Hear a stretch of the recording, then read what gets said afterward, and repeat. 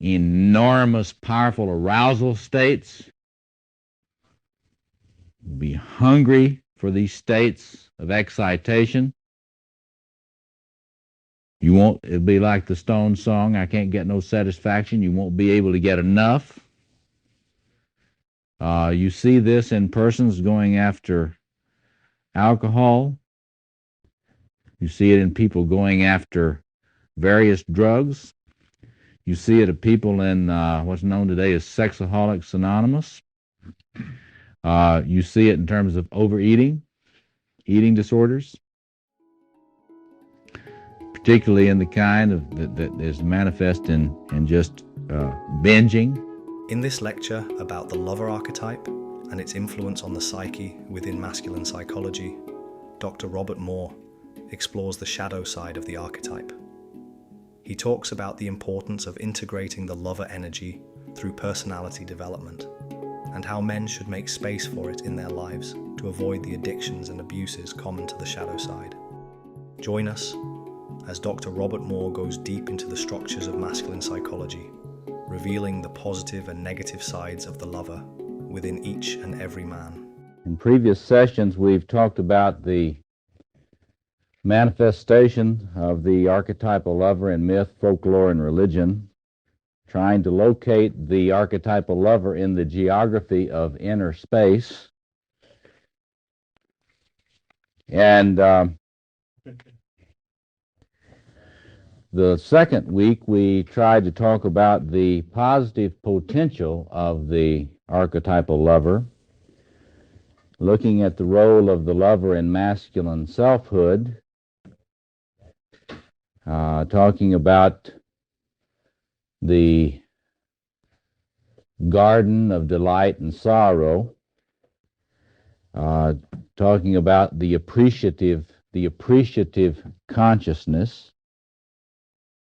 the task of incarnation for every man, or you might call that liberating love's body, following Norman Brown. And we talked a little about the dance as the body being capable of play and display. The essence of full engagement with this potential within the psyche is the capacity to both play and to display yourself. And so we talked about the way in which this archetypal configuration contains the potential for every one of us to be liberated from the, as Bradshaw puts it, the shame that binds us. And then we talked a lot about the challenge, and you'll see this a lot tonight. I mean, the challenge of getting to where you can endure ecstasy, be able to stand it, and not get into what we talked about is premature emotional ejaculation, which is a typical problem when it comes to experiencing passion and living. Not just in coitus, but it's a problem throughout the entirety of a person's life. Now, I invited you to come as your shadow lover tonight. Did anybody do that? My shadow wanted to bring the bullwhip, but I told him no. Think about that. I did let him wear his boots.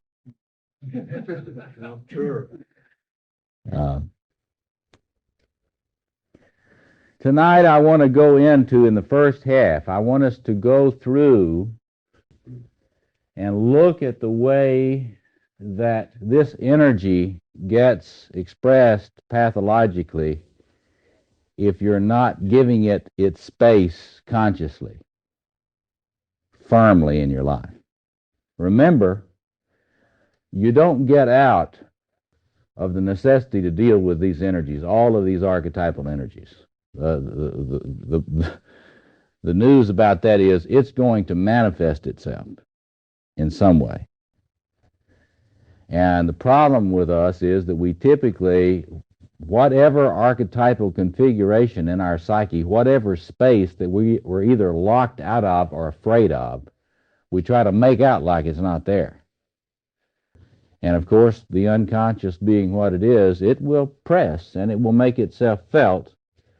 And what it does is it contaminates the other energies. And I want to show you tonight, in the first part before our break, I want to spend our time tonight showing you what happens when the energy of the lover is not dealt with directly and does not manifest itself in the way that it was designed to manifest itself in the psyche. Then after the break, we'll come back and we'll talk about what that energy would look like, what would happen if that energy was coming out more naturally, directly, with conscious engagement with it. So let's just look at this and see the way in which you can think about a lot of things which are difficulties with love come out according to these different configurations and these different spaces. Now remember the diagram I put up about the different spaces. And let's just start with the king energy. One of the things that the feminist theorists have quite rightly noted about the masculine psyche is how quickly it tends to eroticize domination.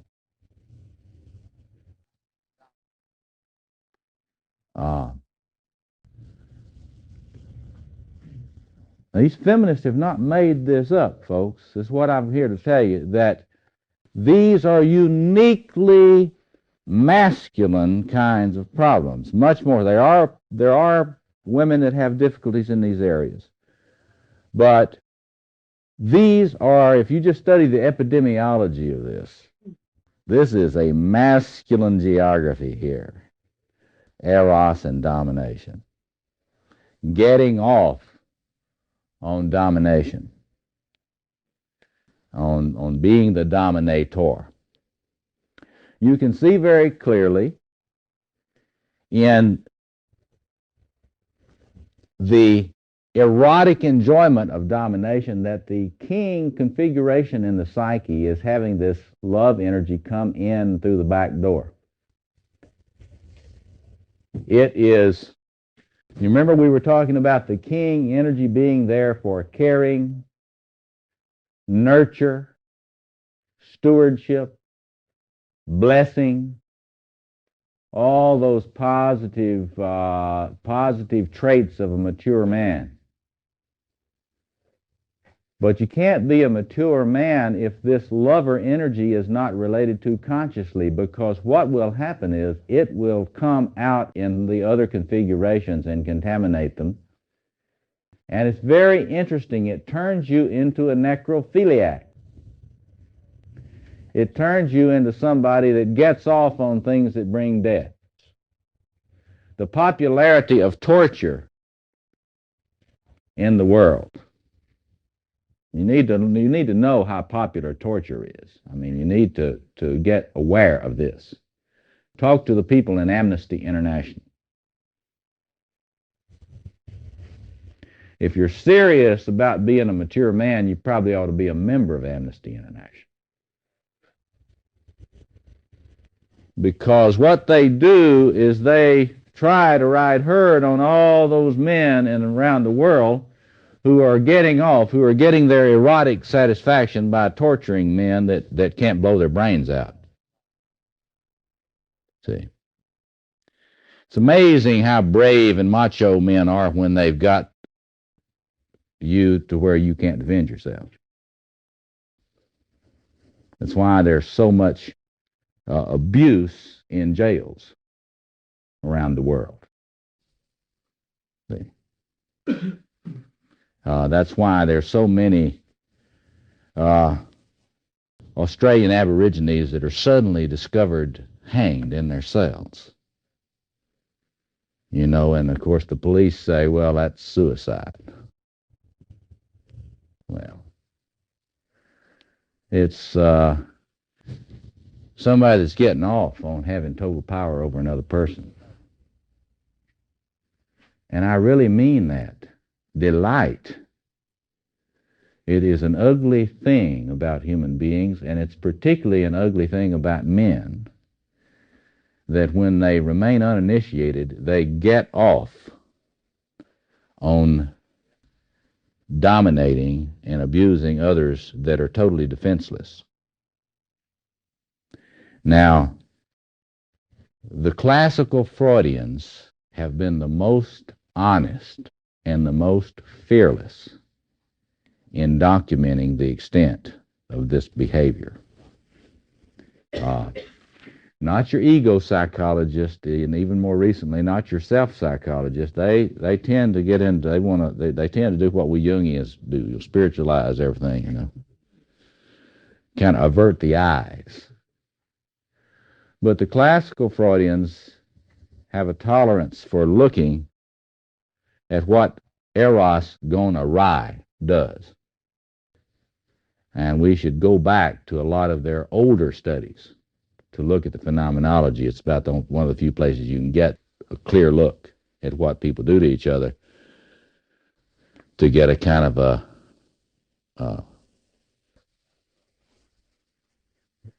necrophiliac joy.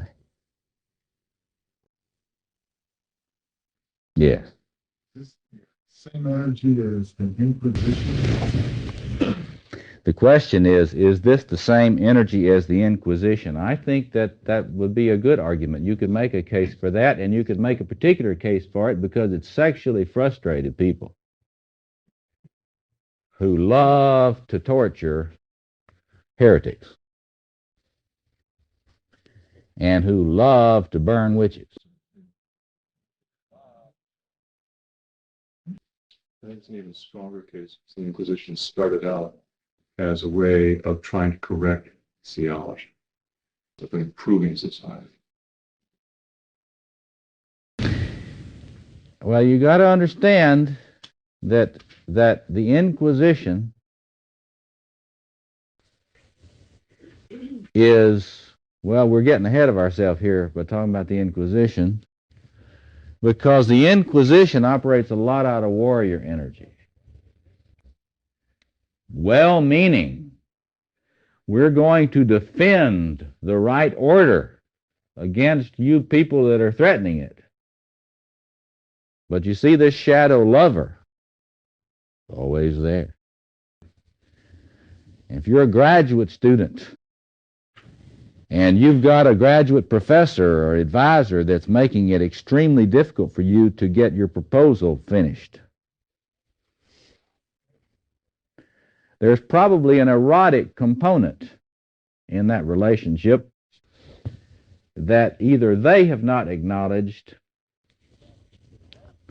or you have not capitulated to. So this is a very common energy, and this is the energy, of course, behind sexual harassment in business and in other organizations. And the amazing thing to me is that we've got all these supposedly grown men that think this is really manly behavior.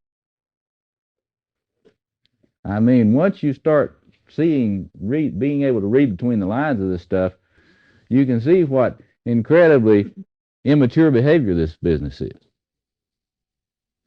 But one of the things that will happen when we get a better sense for psychological maturity is this thing will be exposed for what it is. That is, a man who is not fully capable of actualizing his lover energy in a mature way.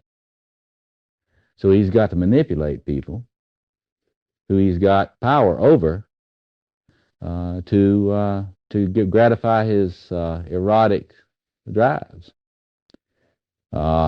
It is, I mean, you could just talk about that, give example after example after example of that, but what you've got to get clear about, and then here again, the Freudians are brilliant. This is why a lot of people don't like Freudian psychology.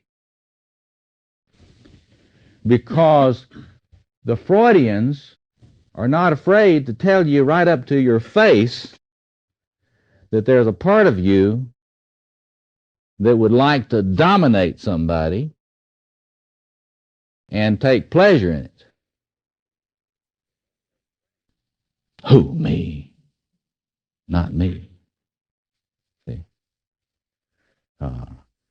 But this, to the extent that the energy of the lover is not dealt with consciously, directly, up front, with a protected space in the life of the individual, that energy is going to contaminate other spaces.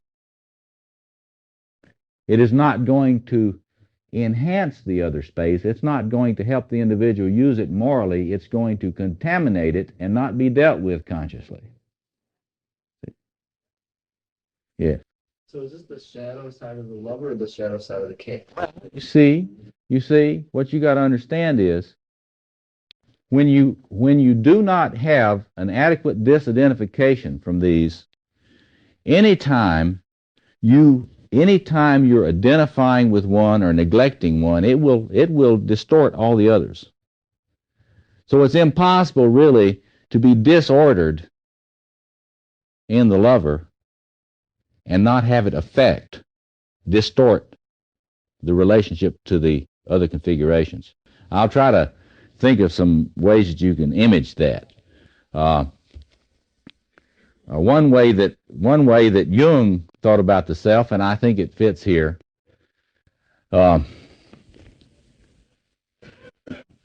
I've been working on trying to figure out ways to communicate the structure, the structure of the self.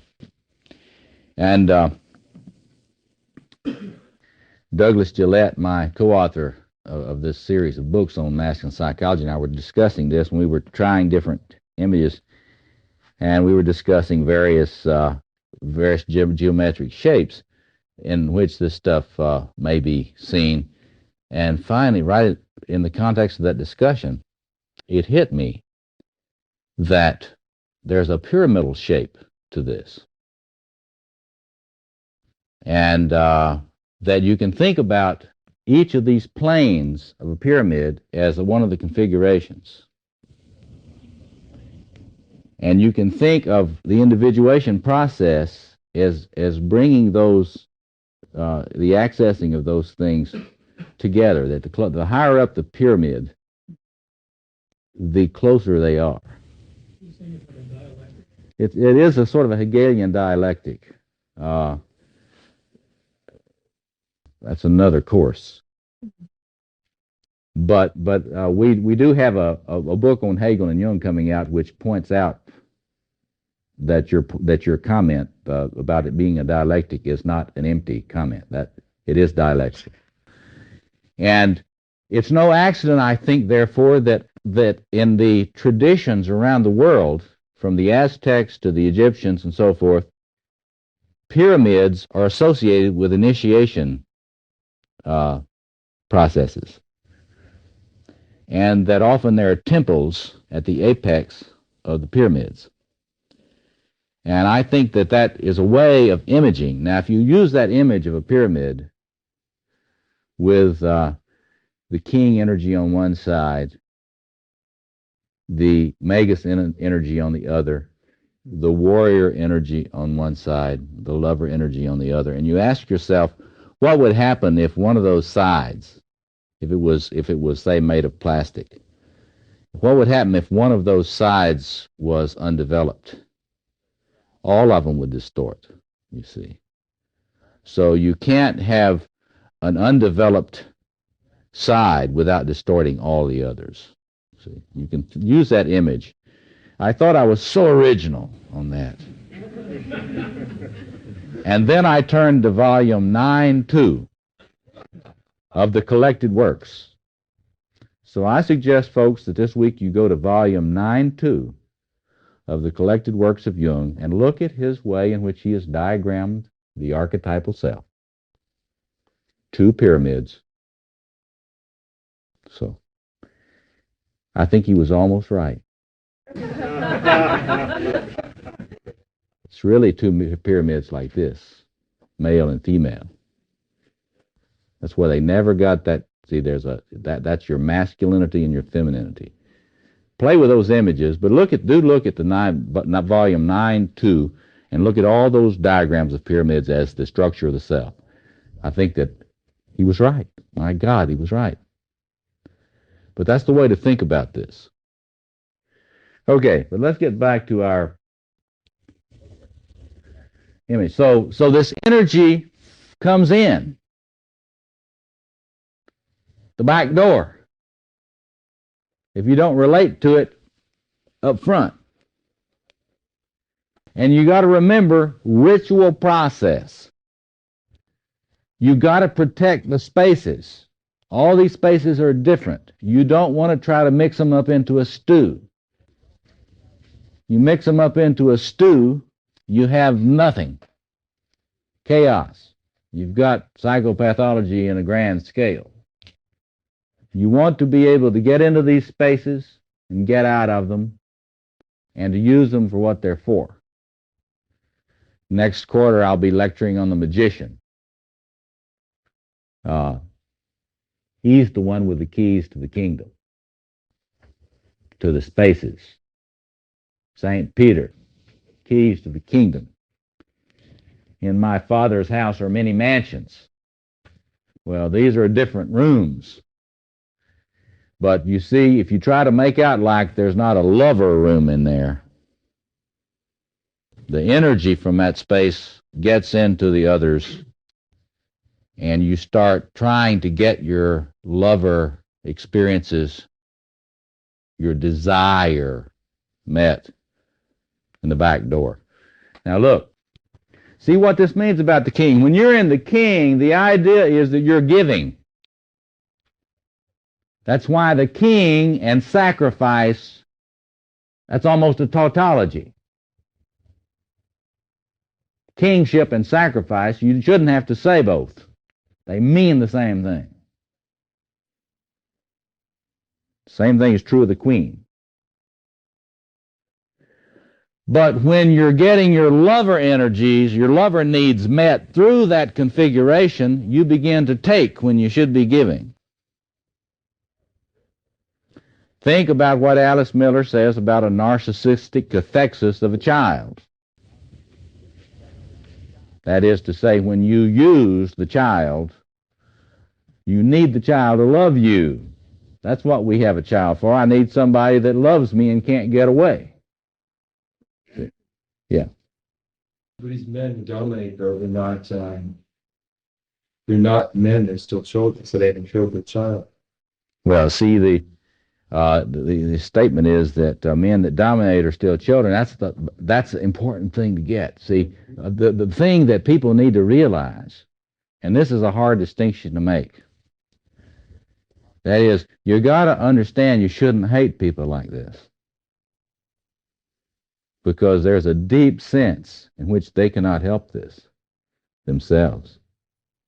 There's a sense in which this easy sort of superficial moralizing at people like this is really misplaced and misguided. I mean, one needs to learn how to deal with folks like this and try to limit their power. But you got to understand the point that you're making, that these people are not adults. Yes. Well, we all have that? We all have that. We've all got it. It's like the evangelical Christians used to say about sin. You don't ask, am I a sinner? You say, how am I a sinner? So you want to form a dialogical relationship with your shadow king. He's into fucking people for fun. So is your shadow lover your dark side? Yeah. Well, it is the side which is getting off on people in ways it's probably not fully conscious, except in the most flagrant sociopath. See, now your flagrant sociopath knows what he's doing. See, he knows what he's doing, and he doesn't feel guilty about it. And but most of us, it's hidden more. Let's talk about the way in which the shadow warrior has this energy coming through it. Somebody else had a question. Yes. When you have a parent, male or female, who belittles verbally, psychologically a child, that's that same energy, even though it's not maybe physical. Yeah. She's saying that when a parent is abusing a child, even if it's verbal, that it could well be coming out of some of the same energy. Well, it makes you wonder, doesn't it? Because there seems to be, parents seem to get off so much on humiliating children often. There seems to be, it's like it's hard to stop it.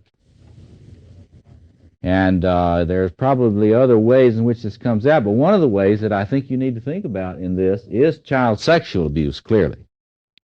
I think it's probably true in that particular example you're giving, but in child sexual abuse, you can really see this very clearly, because think about pedophilia.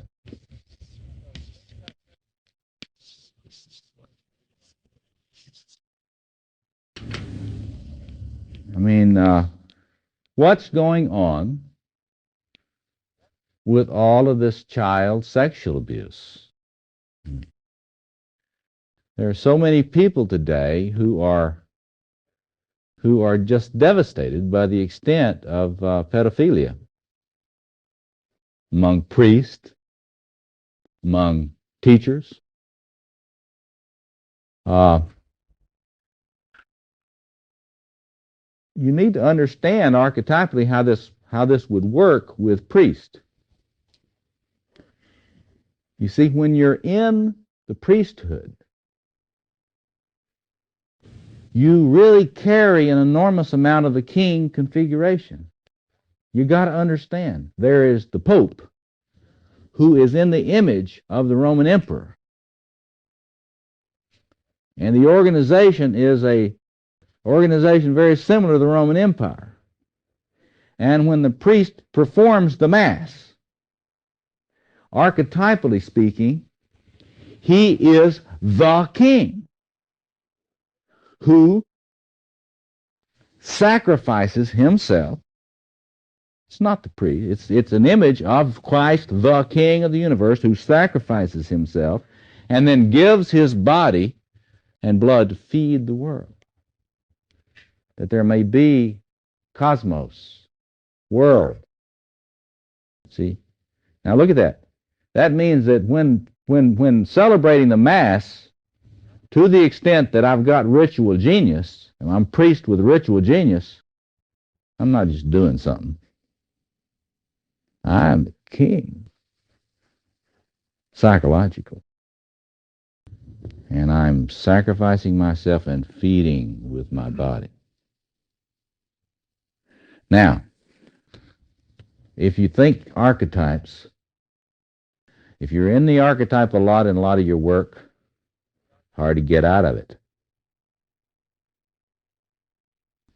If I'm in the archetype of the king a lot in my work, and I'm not getting laid very often, it's awfully easy to have the lover come in the back door through the king. And instead of nurturing, I'm back into my old ape cell. Bend over, boys. Go to the zoo. This is primate behavior. Read a little ethology, a little sociobiology. And you just need to understand that, and you need to see this as an unconscious acting out. And you need to have empathy for not just the victims. You need to have empathy for the person who is so wounded in their lover that they have to act it out in this way. And this is the thing that you can't see. There are a lot of people that think like there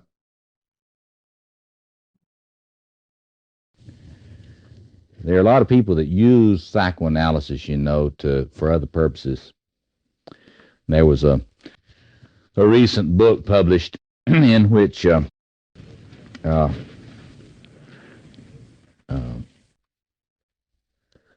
there was a discussion of this kind of aspect of masculine domination, and one of the authors made this comment, something like,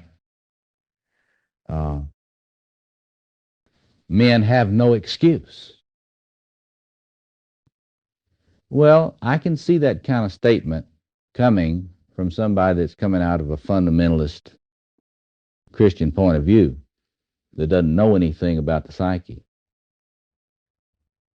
But the sad fact is, the horrible truth is that human beings have an incredible struggle on their hands for consciousness. And from my point of view, in many ways, they're all excused. There's amazing grace, as far as I'm concerned, that abounds on this.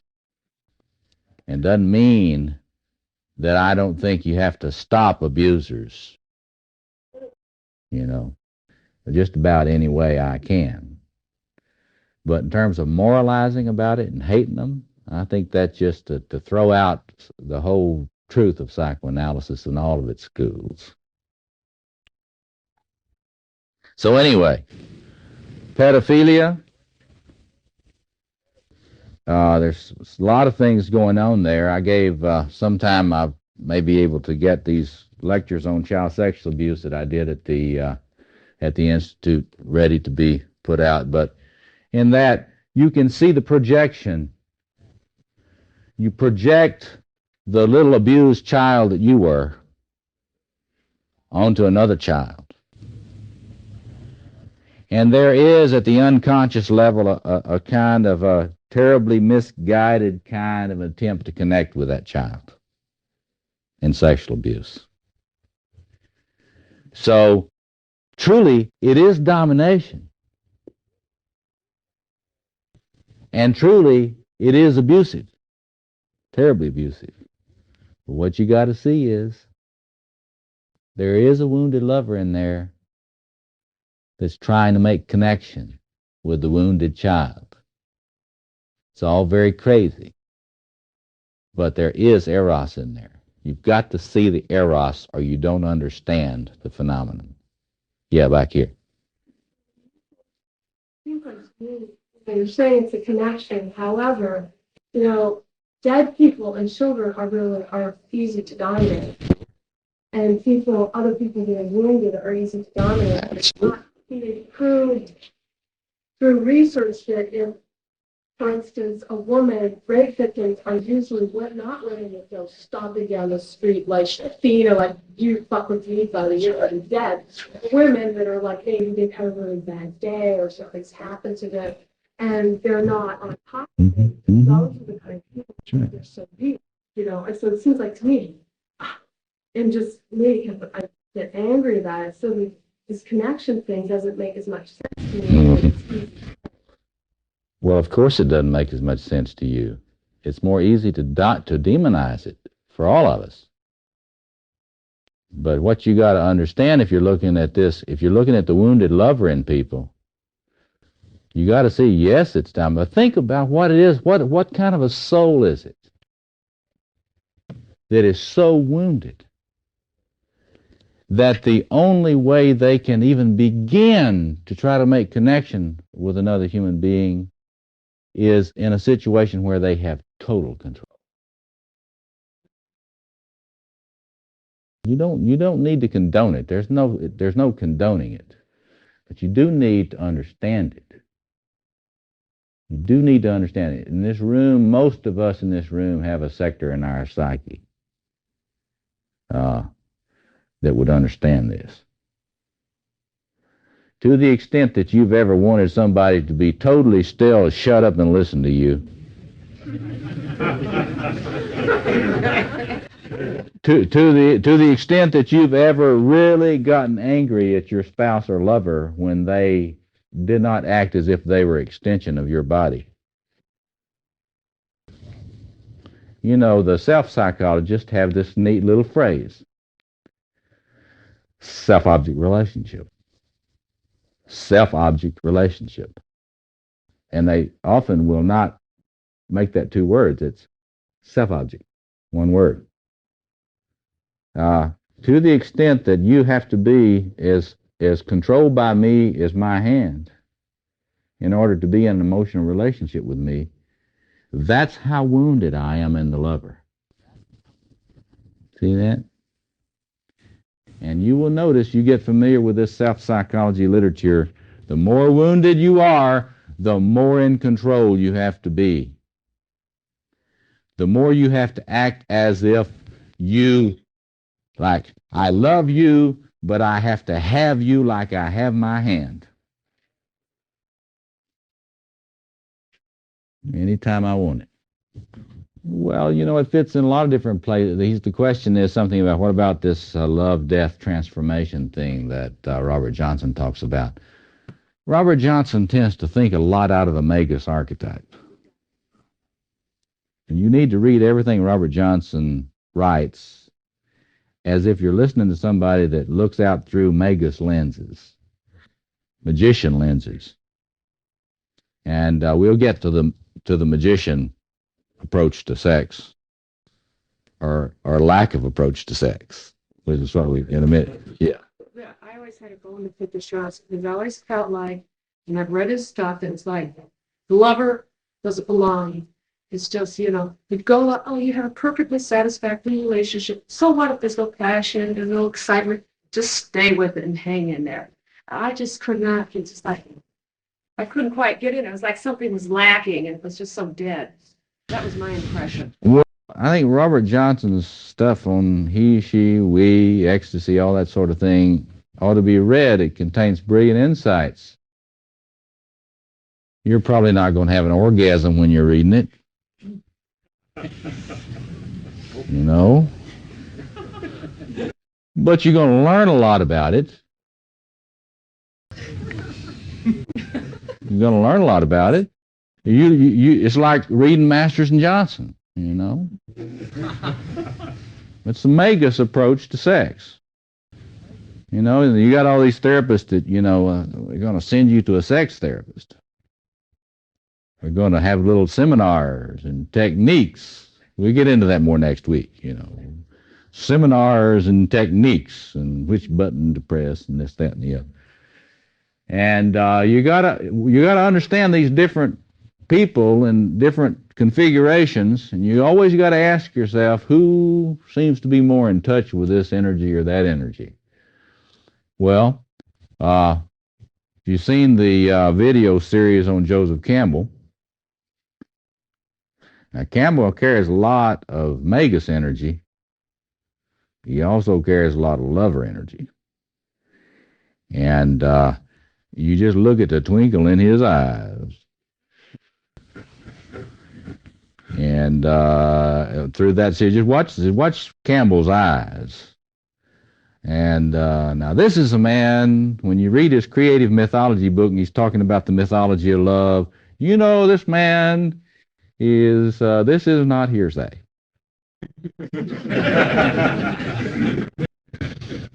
All right, now I've got to go on. Eros and aggression.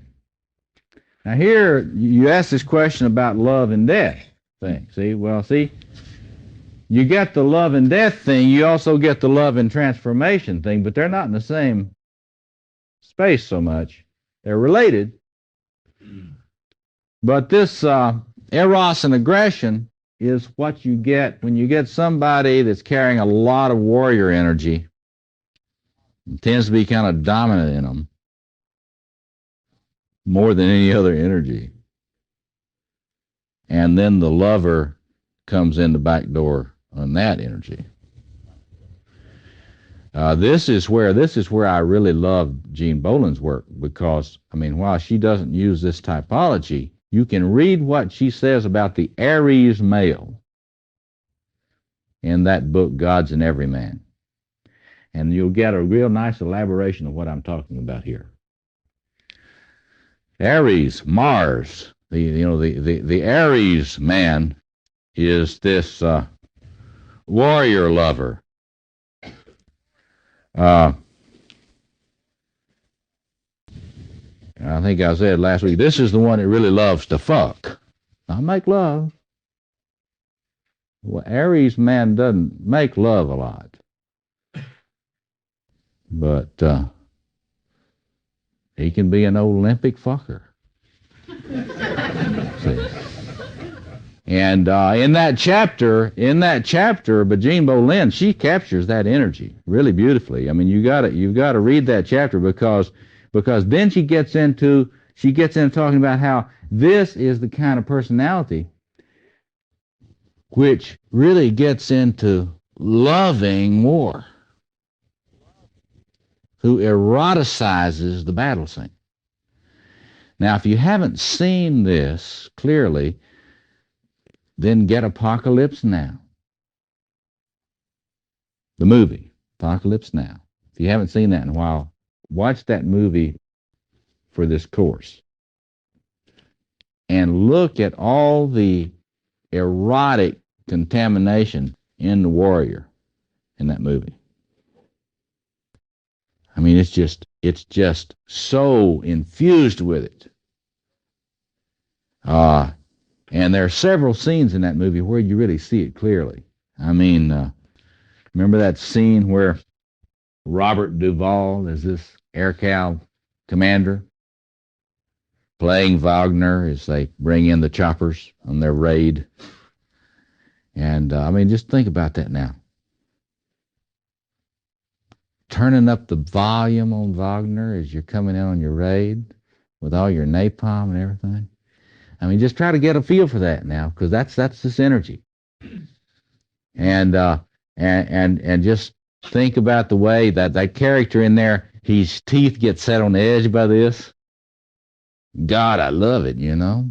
And he gets out there and they land after the village is burning. And what do they want to do? They want to surf.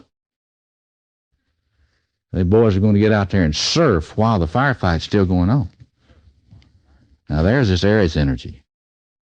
There is getting so high in that context that you feel more alive. So I get this passion, this feel. Am I alive or am I dead? Well, I'm alive, and I'm right on the edge. I may be dead at any minute, but I'm gonna really be alive right now. See, you get it real clear in that. You also get it. There's another scene in which the guys are on the motorboat. Remember that scene? The patrol boat? And that heavily armored patrol boat with all the machine guns bristling, and they're going upriver. Remember that scene? And they turn on the Rolling Stones. I Can't Get No Satisfaction. It's one of the greatest insightful scenes in the cinema.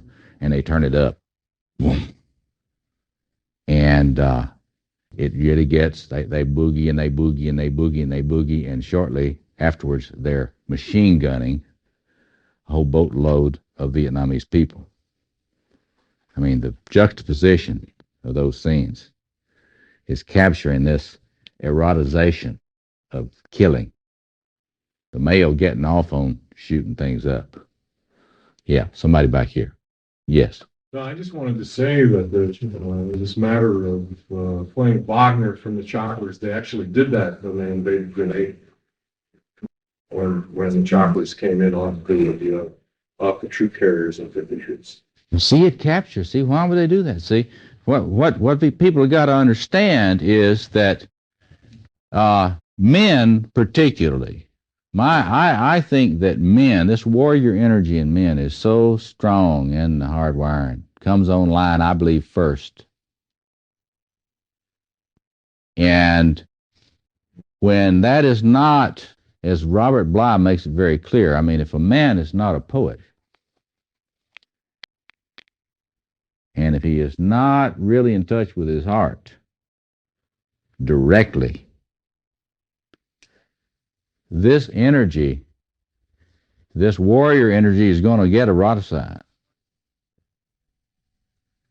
And it's a very common pattern. This isn't, I mean, just study history, folks. I mean, history is the greatest psychology lesson you can possibly look at, because men get off on raping and pillaging through history. You just look at it. That didn't just happen. What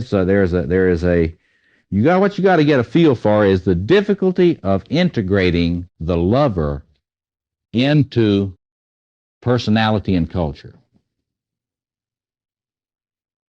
And you ought to be able, from what we talked about already last week, you ought to have a feeling for why that's so hard, because it doesn't respect boundaries. It dissolves, it crosses boundaries. You love everything. The lover loves everything, wants to lick everything. See? Think about it. Freud said it was polymorphous perverse. That's, well, when I say polymorphous perverse, that's a Victorian thing to say. It's polymorphous appreciative. Put your tongue in anything. Serious, and get off of your negative response to that. I mean, that's the way the lover is. That's the way the wiring is. That's what that energy is. And, the human beings have been a little nervous about this. Trying to build your civilization, and you got this energy coming around that's kind of, sneaking in the back door and doing all these things. So human beings have always had a terrible problem with this. They created an institution. What do they always joke about saying the oldest profession? Well, prostitution. Well, I want you to think psychologically about this. Why institutionalize that? Well, because it's very unruly. And that's what we'd call in psychoanalysis a compromise formation. What is a compromise formation? Well, it's something you do when you don't know what else to do. It's not really very good. But it's a sort of a half solution for some folks. You've got to understand that there are reasons in the psyche for some of this craziness that we've seen throughout the history of human culture. And you can see the enormous task of human maturation, the challenge of human maturation to deal with this. I mean, this is a widespread energy. Just read Jean Bolden's chapter on Aries. You'll see what I mean. It's very interesting, too. She's very subtle. She makes this very interesting distinction between Aries energy and Mars energy. Aries energy is where it's a lot more contaminated with the erotic. Mars energy is much more disciplined and clear. What we, I think, today would call warrior energy.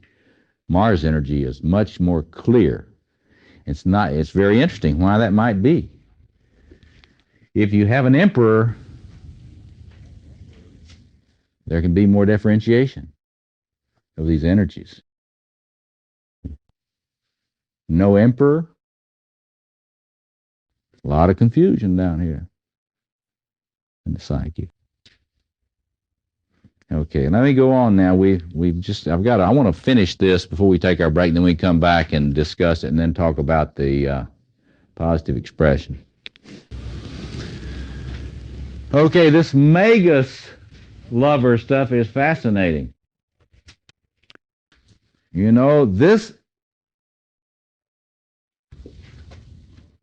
magician energy is the most introverted that there is. It is the archetype of awareness and inner work. I mean, the Robert Johnson's title of that book, Inner Work, is wonderful. That's magician task. And it is, in its purest form, very detached. 15 years ago, when I was doing field studies around the country on the occult to try to understand the magician archetype, I was really fascinated to find that there are many, many people in our culture today who are practicing solitaries. Did you ever hear of that? Practicing solitaire. These are occultists. These are magicians, not stage magicians, real magicians who practice their magic in the tradition of the old Hellenistic magic, and they do it alone in their home. Well, it's the kind of magic that you read about when you study Hellenistic Greek culture. So there's all this talk about Hermes Trismegistus and all that sort of thing. The tradition that Aleister Crowley developed and claimed that he was initiate in and all that sort of thing. I mean, you can get, neo-paganism is the most widely practiced and widely growing movements in religion now. You can get a bibliography that Gordon Melton, one of my friends and colleagues, has published just on all of the stuff that's going on in neo-paganism now across the country. This is organized under this magician archetype. But what's fascinating about it is you see these people that are solitaries practicing alone. And that's the movement in this thing. That is, to the extent that the magician archetype is dominant in you, you don't relate. You think about relating a lot.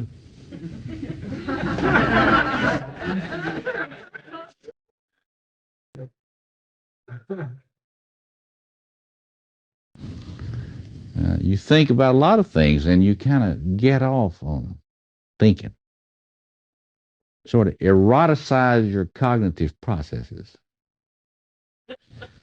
Us good old boys call that mental masturbation and metaphysical moonshine. Only half in jest. Because one of the interesting things that psychoanalysis has shown us in recent research is that there are a lot of people, and you may know some of these, they're probably not any in this room, but people whose relationships were so bad in their childhood, the object environment was so depriving and toxic that you turn to your cognitive functions to, they say technically, here's what they say. One cathects one's cognitive functions instead of other people. Translated, that means you get into your thoughts instead of into somebody else. See, this is a very typical pattern among academics in general. And there's some of this. She says, you missed that. She says some theater directors. I'm sure we could compare stories for a long time now if we had time. But a lot of therapists. Alan Wheelis and Alice Miller and a lot of people have pointed out that one of the reasons people become therapists is because they haven't got the passion they need to live their own life, so they're going to become voyeurs and watch other people. And one of the things you notice when you get in trouble, there's some you ask the question, well, why is all this sexual acting out on the part of therapists and clergy, so forth? Well, it's because if you tend to operate out of this magician archetype, as all clergy and therapists tend to some degree, it makes you very vulnerable to a back door coming in of the lover, coming in through your shadow. And this is also the pattern behind voyeurism. You've heard of voyeurism, where people, they don't want to do it, they just want to get you and somebody else to do it while they watch. And that's magician contamination, yes. Can it also be said that if these people do not use this energy in a creative way, that if they try to repress this sort of manipulative stuff, it'll turn around and destroy them. You mean the lover energy? Or any energy? Dark side of it. I'd be talking about like a preacher or, someone who's in power. And if they did not, if they're not in poetry, could it not? Oh yeah. Well, I mean, his statement is that, or question isn't it that that if you try to repress this lover energy, that it will come out in some way that will destroy you? Well, you see that in Jimmy Swaggart, and you see that in a lot of these other people. But it's a very common pattern. I mean, we need to realize this is a very common pattern when you do not attend to this. And I think the fact is, I mean, we've got a pretty big differentiation in the community of men. We got a lot of men who get in trouble because they're shooting up with this energy all the time. And if you're one of these, we'll get to you shortly. But you really can't understand these men that can't get into lover energy. It's hard to get your mind around that because you're so eaten up with it, you can't figure out what to do with all of it. So you get an addiction to help you handle it. These other folks, though, which is by far and away, the addictions are gaining. I mean, folks with that solution in that particular issue are gaining, but still, most men are real out of touch with this lover energy directly. Yeah. Is it possible to be celibate and to be organized? Oh, yeah, I think so. The question is not whether you're having coitus all the time. There are a lot of people who have a lot of coitus and are not very well in touch with this. Yeah, see. Well, the thing about it is that the question has to do with celibacy. And the question is about, is it possible to be celibate and have this thing integrated in an organized way, I assume. And I would say certainly, I think it's possible. Have you ever seen it? He says, have you ever seen it? I think so. I think so.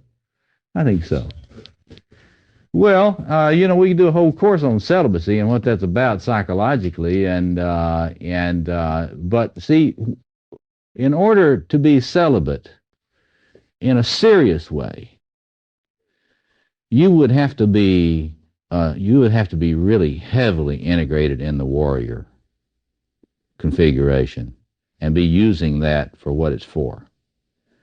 And maybe we can talk a little bit, because that's a positive expression. I'm trying to talk about pathologies now, and I don't see celibacy as a pathology.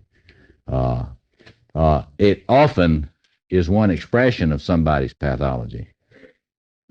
Just like people choosing the career. See, I don't want to single out the celibate people for special attention on this, because people can go into being a therapist for the same pathological reasons that you can go into being a priest. But there are positive reasons to do that as well, and we can get into that a little bit later. Yes, one more, and then we need to finish this, take a break. Yeah. Now, she's talking about people that have to sit behind consoles of computer consoles or sit at TVs. It's really, it might make you more vulnerable to living a life of detachment. But I think, for example, when a teenager is watching a video of Michael Jackson, they're not practicing magician energy. See, you need to get the latest Michael Jackson video and watch that. See if that's practice. It's going to get you to be a magician. The magician energy, this is somebody who gets off on thinking they know all the esoteric knowledge. You see, there are three things that have to be combined in this magician space. It's an understanding of initiation, into esoteric knowledge. You got to have a special space, sacred space, transformative space, liminality. and then you got to have somebody that's going to be the ritual elder in that. And so when you get a solitary Magus practicing, like that Rembrandt painting, Faust in his study, looking at the magic disc, this is somebody that feels that they're doing important work on the inner planes to keep the world going. And they're very invested in it emotionally. So that's not a passive thing in a way. It's not passive. It's an erotic investment in a mental world. Mathematicians. You know any mathematicians? Any really hotshot mathematicians? You ought to get to know one. You know, somebody like Einstein. Bertrand Russell. I mean, those mathematicians, you may, if you don't know anything about math, you may think those folks are just kind of doing without.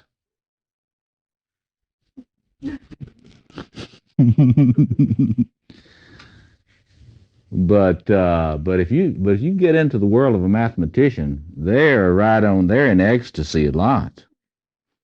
I'm not kidding you. They are seeing things that are so intense and so exciting that it's almost all they can stand to get up there. And I'm not kidding you. You have to get to know a mathematician and talk to him about what it's like for him to be in those places, seeing all of those things that a non-mathematician cannot even begin to know exist. Now that's eros. I think that they mysticize numbers and talk about how mystical numbers are. Well, that's one. She says they mysticize numbers and talk about how mystical numbers are. Well, that's one thing they do, because that's the magician side of them, mystify. But they're also loving those numbers, and they love those shapes. I'm not kidding you. You got to get a feel for that. A physicist is like that. A high energy physicist is like that. You got to understand these people. If you're in their world, this is not a world lacking in eros. These people are turned on and tuned in. But it's going in that space. See? So the thing that you got to see though is that if your relationships when you were a child were real toxic for you, the chances are higher that you're going to be one of us intellectuals, because your eros is going to tend to go toward mental worlds instead of flesh. You got to think about that. Let's see. Well, let's come back to the addictions after the break. I gotta go have some caffeine or something. You see the I think it was Newsweek this past week cover on addictions.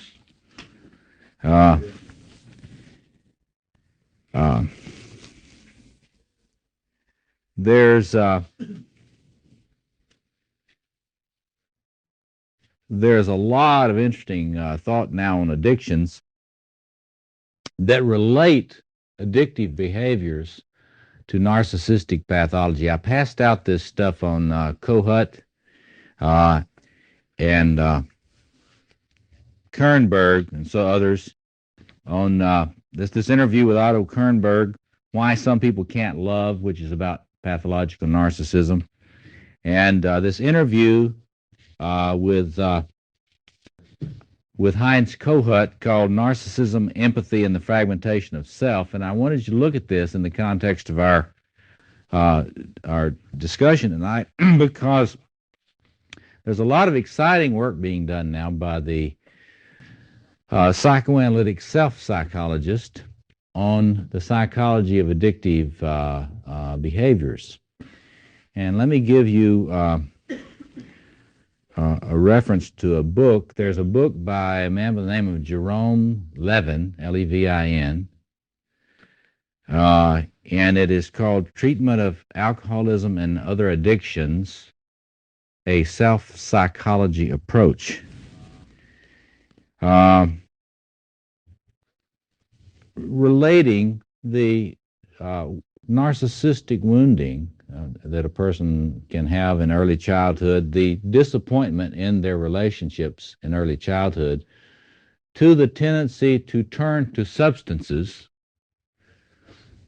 as a substitute self-object. And one of the things I want us to think about tonight a little bit is how that, you got to think about this stuff subtly, about what turning to a substance is. Now, I don't want to disturb any of the dogma around addictions. So you can just bracket all that dogma around addictions, and then, but I do want you to think about it archetypally, and think about it in terms of what happens when one is disappointed in love very early. When your first lovers really let you down and hurt you a lot and abuse you a lot emotionally, either physically and or emotionally, you are at risk in almost every case. I would say every case. Now remember the principle of compensation in Jung's thought. If you get hurt in a certain area, a certain part of your human self has not been supported and blessed, then the great self, I call it, the archetypal self within, will compensate that weakness with grandiose energies in that configuration where you're wounded. Well, let's take the warrior example, and we get to the lover. My experience is that men who easily get into violent behaviors are men whose warrior is not consolidated, is not developed enough.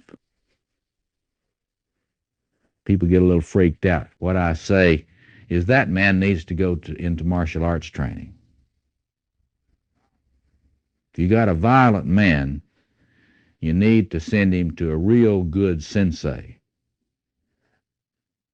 And after a few years, that man will not have a problem with acting out violently. So in other words, this it's not the same thing. A soldier is not a warrior. Let's get clear. Well, I think that there are undoubtedly soldiers that are warriors. But you got to understand the two words they're not synonyms. A warrior is an emotional reality. It's a spiritual reality. It's a psychic reality. It's something that requires an achievement of character and personality development. It is a capacity to bring that archetypal energy into full responsible stewardship. And so if you get a violent man who acts out against people who are defenseless and weak, you've got a boy in that area who's not matured. Same type of thing in this lover sector. You get reaching out when you're a child to your first love objects, and they shame you, they humiliate you, they reject you, they freeze you out, they abuse you sexually or in other emotional ways. Your lover side of your human self is very, very hurt, very wounded. That will be compensated by the archetypal lover energy. And what you will have coming on very strong in you is powerful lover energies to compensate the weak place in yourself, little s self. Now, this will be extremely intense energy. It always is. Ecstatic energy. Enormous, powerful arousal states. Be hungry for these states of excitation. You won't, it'll be like the Stones song, I can't get no satisfaction. You won't be able to get enough. You see this in persons going after alcohol. You see it in people going after various drugs. You see it in people in what's known today as Sexaholics Anonymous. You see it in terms of overeating, eating disorders, particularly in the kind of that is manifest in just binging. Now, there are a lot of people that simply do not look at the lover energy underneath that sort of thing. I'm happy to say that Jan Bauer, for example, a very bright, creative Jungian analyst in Canada, has written a book about alcoholism in women, in which she points out the way in which this is related to a disorder in love. And she's got a very subtle treatment. But I think she's right about that. I think she's on the right track. And I think it's very important to see some of the interesting things about it. Remember what this lover energy is like. It doesn't respect boundaries. It's shameless. If you're mainlining this stuff, you're not worried about somebody embarrassing you too much. You know, it's that goddamn your eyes energy, you know.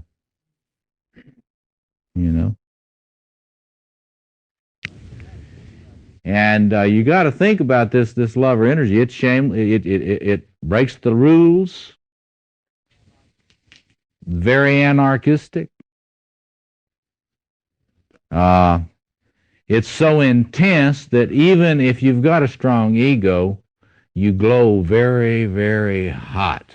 You glow at least red hot when you're in touch with this thing. I'm going to give you your assignment for next week. Read a little William Blake. The Marriage of Heaven and Hell. Blake says, you go to heaven for the form, and you go to hell for the energy. There it is.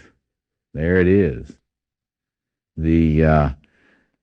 This energy is so powerful, even when you're integrating it well, and your ego structures, your little less self, your human self is cohesive, and you're really in touch with this, you glow. And if you've been real wounded in yourself, you haven't had the nurture and help in developing a solid, strong ego or cohesive self, then this energy is so powerful, you are going to need to ritualize it to contain it. Think about this in the context of ritualization. Erik Erikson, you know, was the first person to bring us back into beginning a new, sophisticated understanding of ritualization.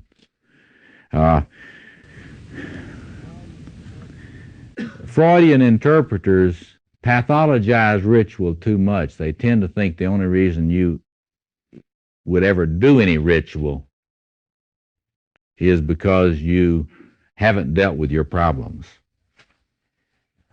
That's not my position. We'll get into creative uses of ritual to deal with lover energy next week.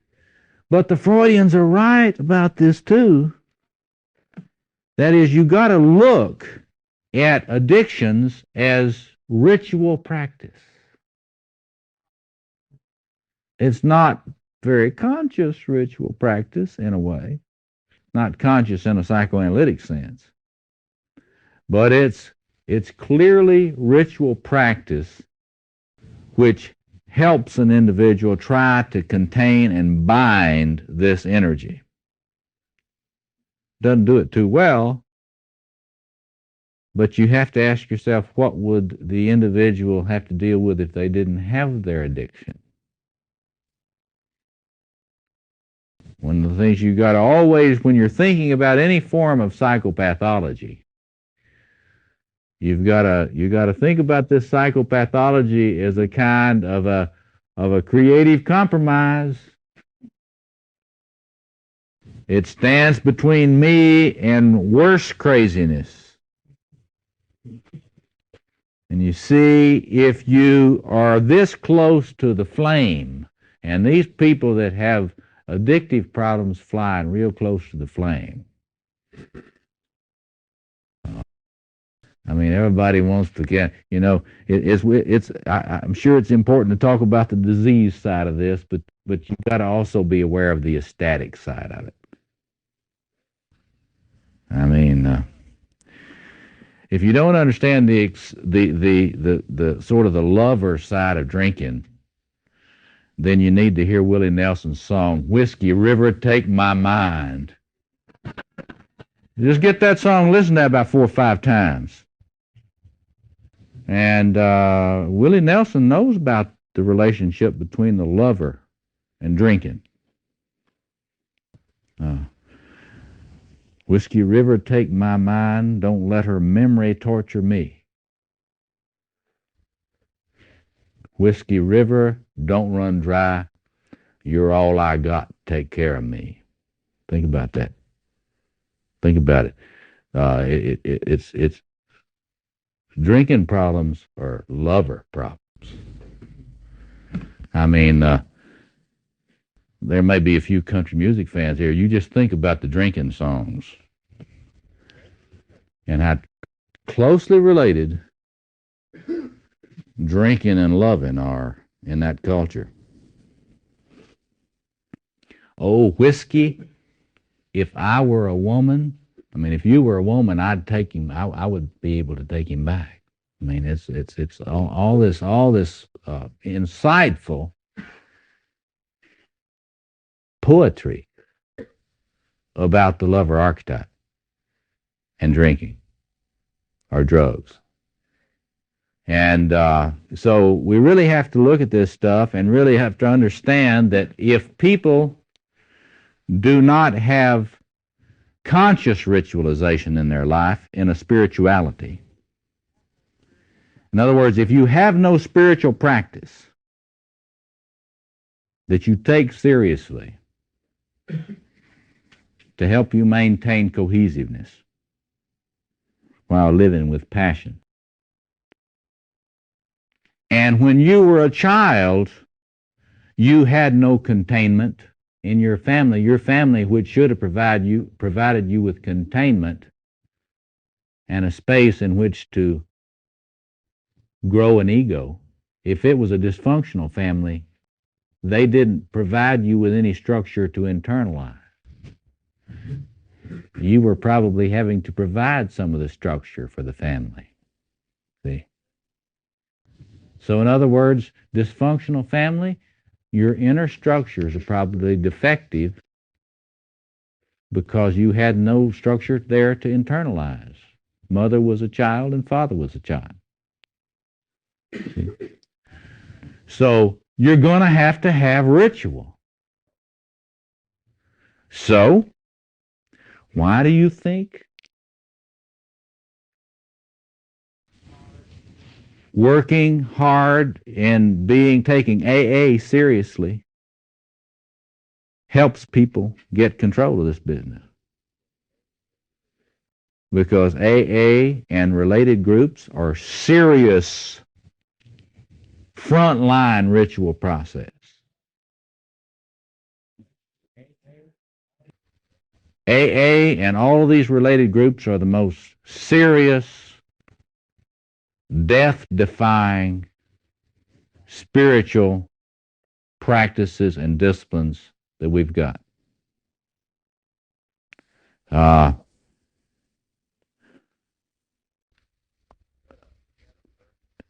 get a person that's been in AA and has 15 or 20 years of sobriety, been working in an AA as sponsor for a while.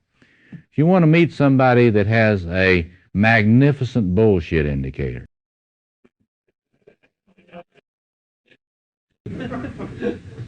serious magician energy, serious magician energy. Talk to somebody that's had about 20 years of sobriety in AA and been a sponsor. You can't bullshit a bullshitter. That's right. But you see, that person has worked the program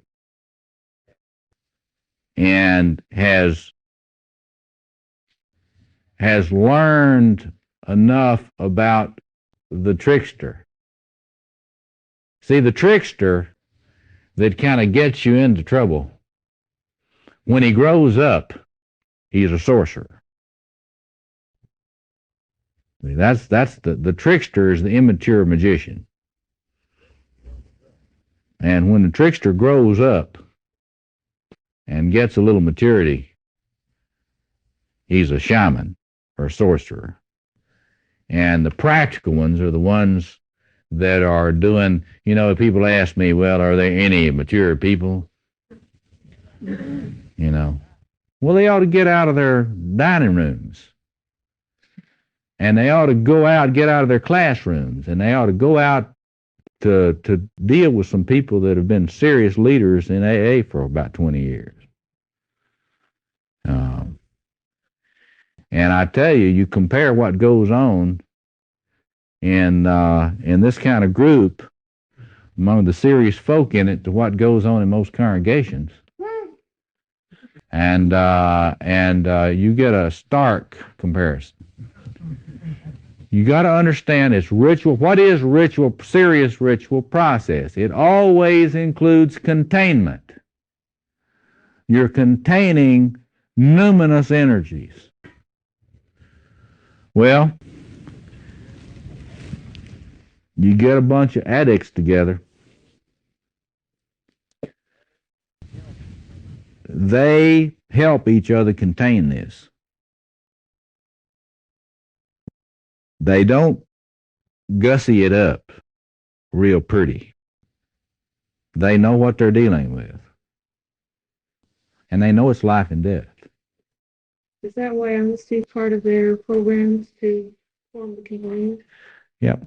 She says, is that why honesty is a part of the program? What you need to do is just get the big book, the AA's big book, and study it to learn something about what I call liberation spirituality.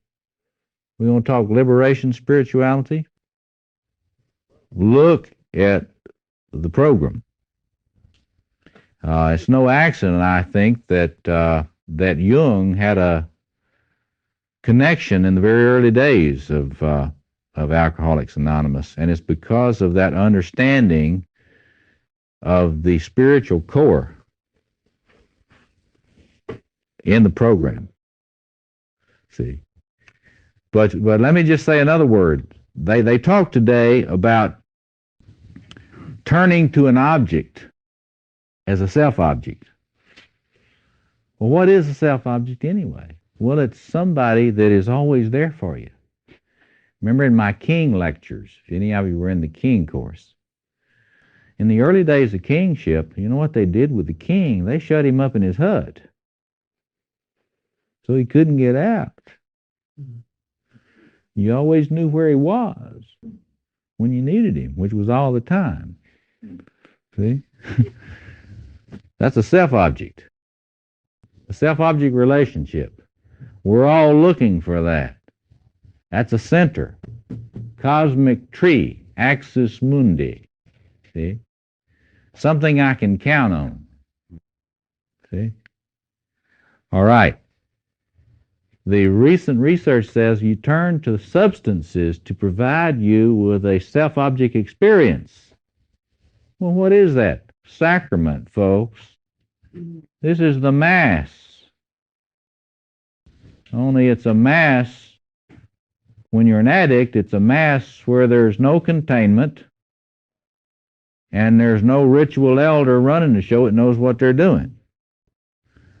Might have a wise bartender, but if he's pushing that stuff at you, he's a shadow magus. See?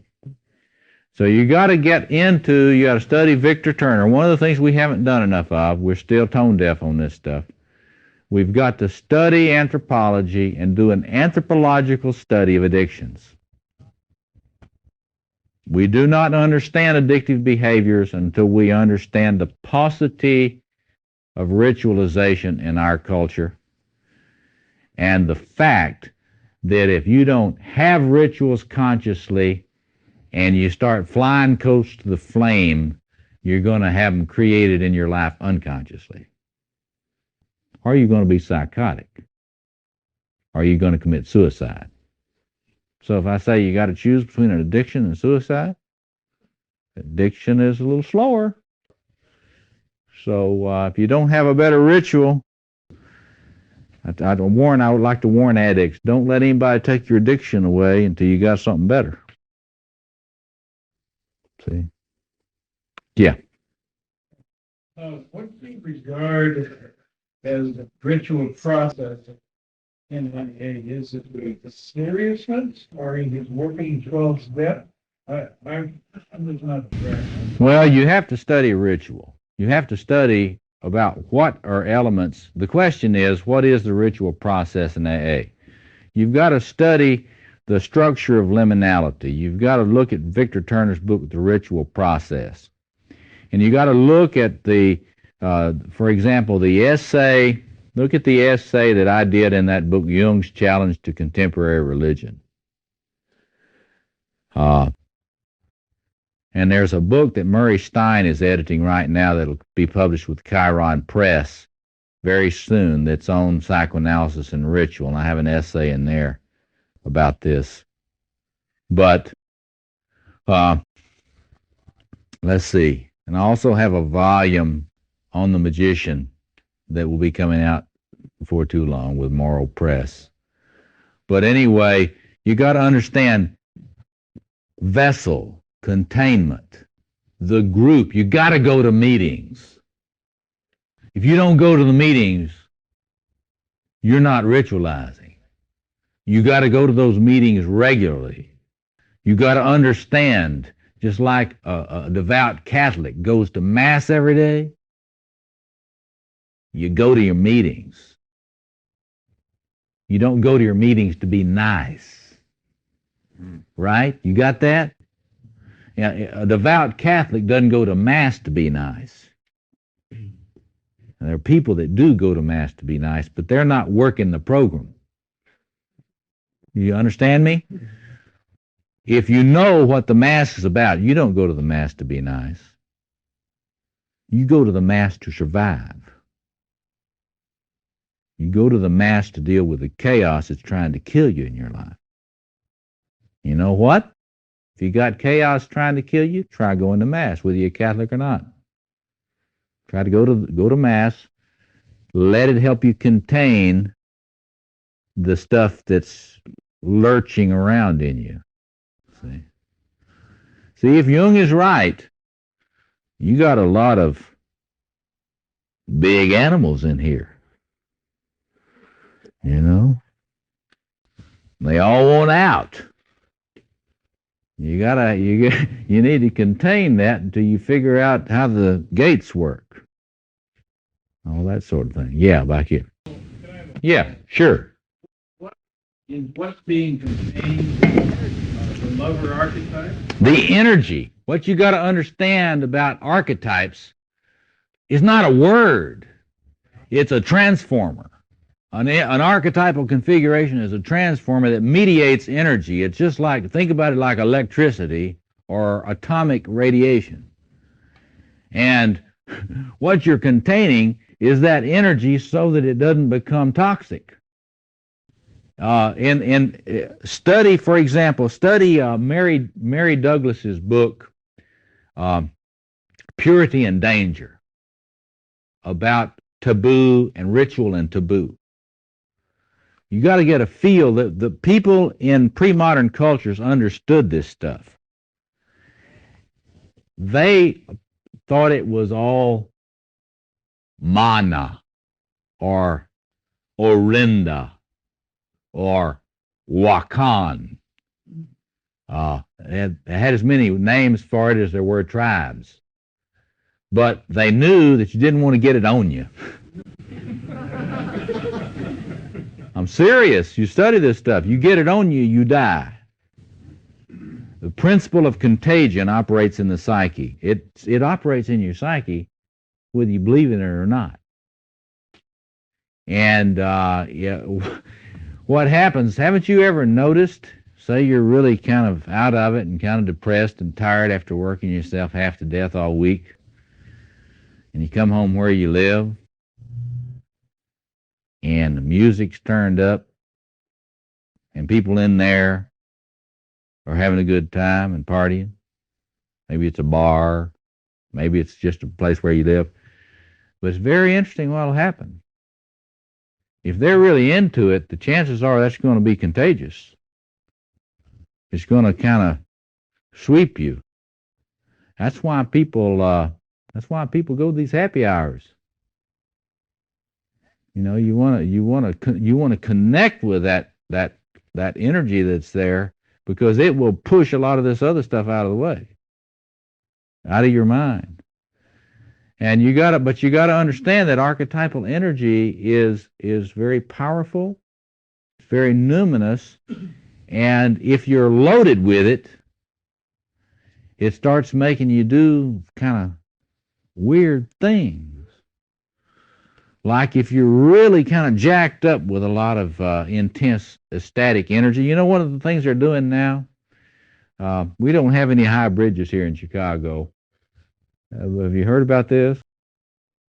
Bungee jumping, where you take this little bungee cord, you know, and you tie it to the bridge, and then you just dive off, and you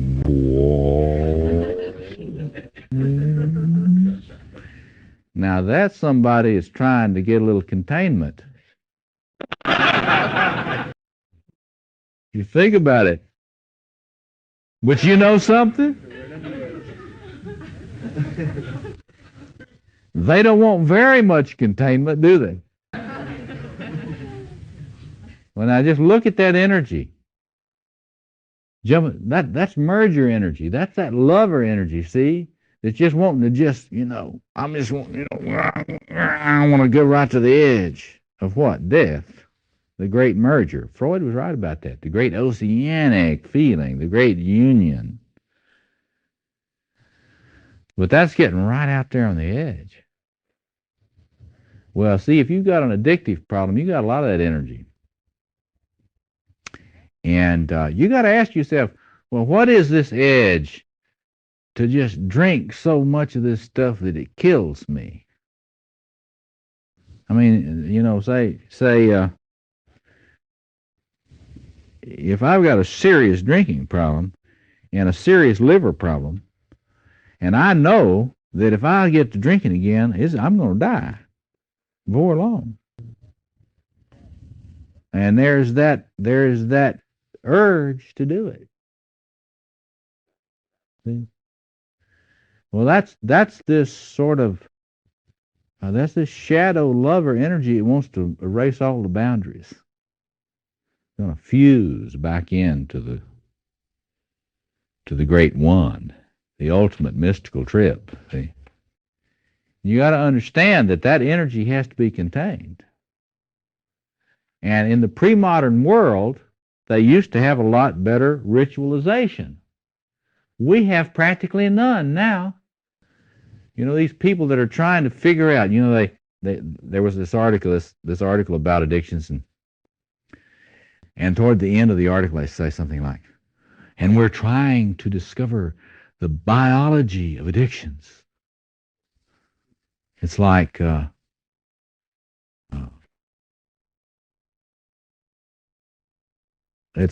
entire psychoanalytic movement never existed. You know, Like, and of course, these people, the entire psychoanalytic movement, they never heard of Freud. I mean, and they don't understand about primal energies in the unconscious that are real.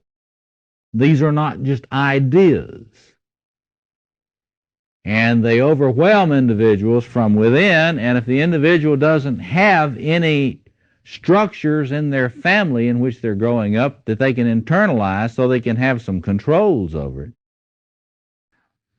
then they're going to have to act out in predictable patterns. Addictions are predictable patterns. That means there's a predictable ritualization process in it. Now, what you got to understand is Jungians think we ought to get conscious about our ritualization. Take responsibility for it. See? That's the next agenda. Well, if you start doing that, then you move into a postmodern culture. Because modern culture pathologizes all ritual. See? I like to say to groups of men that there will be people who will try to get you not to participate in spirituality and ritual because they can't come up with an adequate intellectual apprehension of the realities which you're dealing with in your ritual practice. And I say to these folks, I say, well, you know, what I would rather say is somebody, if they have problems about what I'm doing to stay alive, they can just have a problem with it. See? And what you got to understand is that there are a lot of people that are finding resources in channeling this energy and staying alive without all sorts of medication and other things. I mean, the spiritual humans, we'll get into this a lot next week, but you got to have containment if you're in touch with this stuff. And if you're a very passionate, creative person, you're in touch with this, and it's going to be dangerous for you. So then the question comes, well, what do you do to try to provide yourself ritual vessels and containers to steward and channel this energy, this lover energy, so that you don't have to deny that you've got it? You know, a lot of people just handle it by denying they've got it. I'm just dead inside. Somebody tells you they're dead inside, they got a glow on inside. So, yeah. The question is, if one is going to be spontaneous and access these lover energies for his life, then how does he do that if he's going to be conscious of that all the time?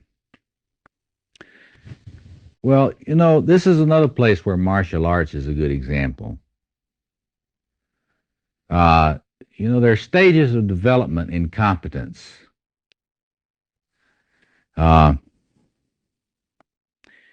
Unconscious incompetence, conscious incompetence,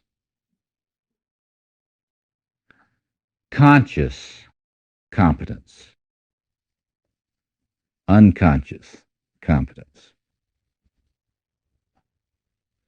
A kendo black belt, that is, one who is a master in the art of swordsmanship, does not think about where his sword's going to go. The sword knows where to go. Now, is that spontaneous? You bet.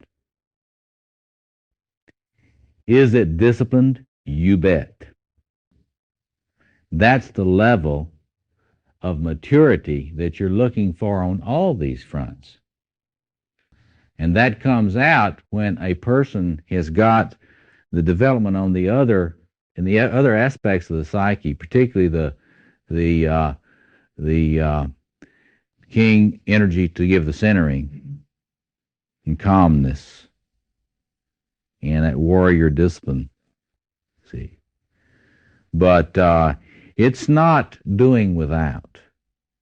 See, maturation in the lover does not mean that you just become. See, that's where the Freudians get this idea. Sublimation. Freud's book Civilization and Its Discontents. Well, there's one reading that people give to Freud that, it's kind of like, well, if you're really mature, then you have to realize you have to be into renunciation. I don't really think that's, I'd agree with Norman Brown's reading instead of that kind of reading. That really maturation means that you get comfortable enough with this energy and structured enough in your personality so that you can contain and channel a lot of this energy, and you don't have to be away from it.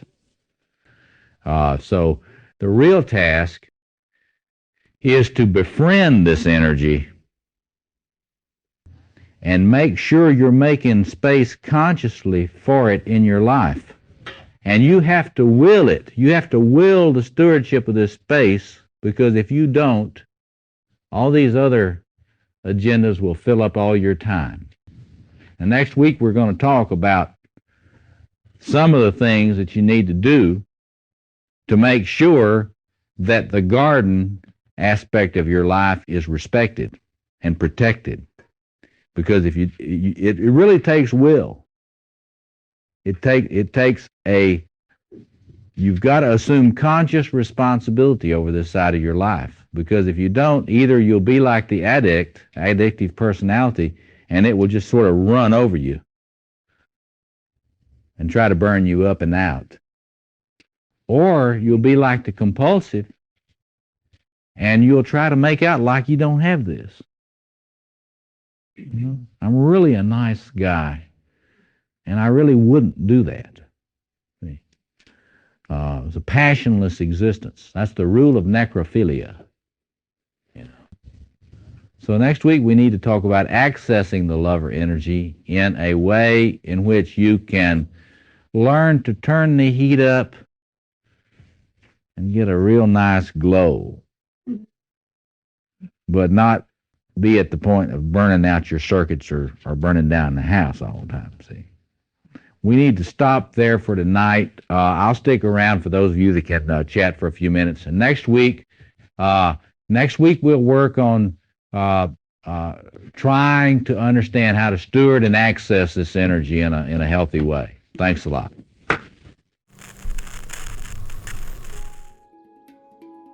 Are you interested in knowing if you embody the essence of the lover in his fullness?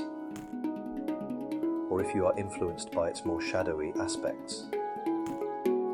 Why not take the masculine archetypes test? It's absolutely free and can guide you on a path of self-exploration. By gaining a deeper understanding of your masculine energies, you'll uncover your strengths and identify areas where you can grow. Don't miss out on this opportunity to embark on a journey of self-discovery. Take the masculine test today at www.masculinetest.com.